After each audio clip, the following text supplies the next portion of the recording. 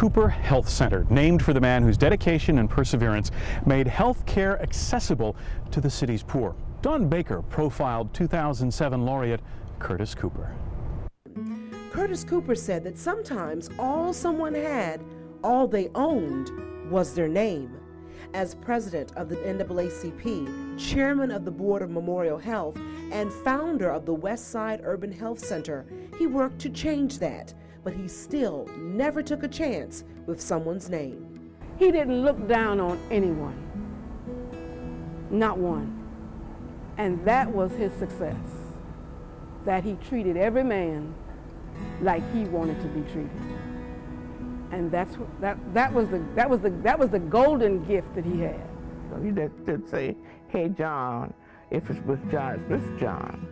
He said sometimes that's all people have is their name.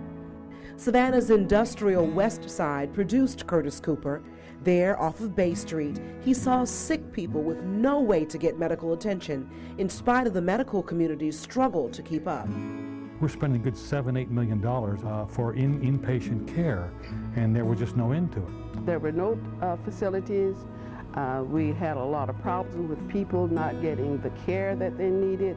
They didn't have access to getting to other places that provided services. With the shift to primary care and Curtis's leadership through what is now his named after him clinic, we're saving the dollars. We have a clinic that is very accessible, very efficient, and very responsive to the needs of all of our citizens. There needed to be something for the people out in West Savannah that were poor and couldn't get in town. Mrs. Cooper says that Curtis gathered a group in a shed on Bay Street to address the situation, and from that shed grew the Westside Urban Health Center. The issue that faced this community was proper and timely and accessible care for indigent. With the Westside Urban Health Center being where it is today, it plays a major role in keeping people not only alive, but it helps to strengthen the health field of these different people. The clinic channeled the energy and interest Cooper had in medicine. It might have been a substitute for what he really wanted, but it was a substitute that was even more far-reaching than his original dream. Wanted to go to medical school but couldn't. Even though he may not have become a physician, he was able to carry out a lot of things that he would have carried out had he been a physician. The clinic started as a sidebar to his real job at the agriculture department, a position that was a vast improvement over his previous occupation. And when he came out of college, he applied for the job, but then, and they said he had it, but then they found out he was black. They didn't have it. So that was a suit. But in the meantime, he wrote insurance, and he sold clothes, and he would go and they charge the clothes and then have to go back several times for them to pay at the same time he sold insurance. And finally this appointment came with the Department of Agriculture. And he went on leave until he got the center established like he wanted to. We're concerned about what's going to happen. We need to make some things happen. And we can make them happen best at the ballot box. Cooper followed W.W. Law as president of the NAACP, a natural outgrowth of his ideals and experience. Integration came. He used to walk the streets, and I walked along with him. We sat at the counters.